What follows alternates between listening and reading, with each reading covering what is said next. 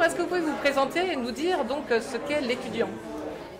Je suis Emmanuel Davidenkov, directeur de la rédaction de l'Étudiant. L'Étudiant, depuis plus de 40 ans, c'est un groupe de presse plurimédia, des salons, des sites internet, des publications qui essayent d'aider les jeunes à entrer dans la vie. On les aide comment? En les aidant à réussir leurs études, en les aidant à trouver leur orientation, en les aidant à trouver un emploi, mais aussi en les aidant et en les encourageant à prendre leurs responsabilités et à s'engager dans la vie collective. Donc avec depuis très longtemps un attachement farouche, pugnace aux associations étudiantes et à l'engagement étudiant. La baseline de l'étudiant, c'est les jeunes ont de l'avenir. L'année dernière à Youth Weekend, j'avais dit que j'étais jaloux et que j'aurais bien piqué Youth Weekend, mais que j'aurais eu des ennuis avec la délégation générale à la langue française. Mais voilà, le mariage est totalement évident. À la fois, c'est dans le code génétique de l'étudiant d'essayer d'aider les jeunes qui s'engagent. On leur consacre plusieurs pages tous les mois dans le magazine, dont une en partenariat avec Youth Weekend. On leur dédie évidemment de l'espace sur notre site internet. On les encourage aussi à travers un certain nombre de trophées depuis une vingtaine d'années. Donc j'allais dire que c'est une présence presque naturelle. Et est-ce que vous pensez que la communauté éducative devient plus sensible au désir d'engagement des jeunes?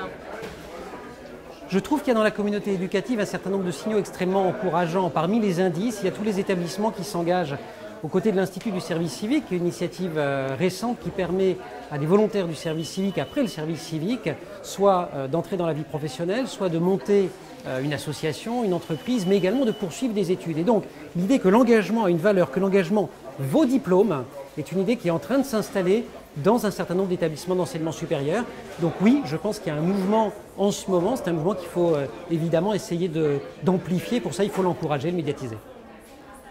Le désir d'engagement, il a toujours existé dans la jeunesse. Moi, je suis revenu à l'Étudiant il y a 7 ans comme directeur de la rédaction, mais j'y avais débuté il y a près de 25 ans et je m'occupais entre autres du secteur des associations étudiantes qui déjà était un secteur extrêmement dynamique. Mais pour contacter ces associations, ne serait-ce que les trouver, pour que des associations qui œuvrent dans le même champ, y compris dans la même ville parfois, parviennent à se rencontrer, c'était toute une affaire. Aujourd'hui, c'est possible, évidemment, grâce à Internet, évidemment, grâce au réseau. Et les MOOC, la diffusion de l'information, la diffusion du savoir, la diffusion de l'expérience, tout ça aujourd'hui est à la portée de tous, quasiment avec un simple smartphone dans sa poche. Et ça, c'est la vraie révolution. Donc oui, évidemment, il faut s'en emparer et c'est une révolution qui fait aussi bouger les établissements d'enseignement supérieur puisqu'on voit bien que des méthodologies de pair à pair, PAIRS évidemment, sont en train de commencer à faire leur trou dans les méthodes pédagogiques et c'est aussi, c'est très dialectique, c'est-à-dire que c'est porté par certains établissements mais c'est aussi porté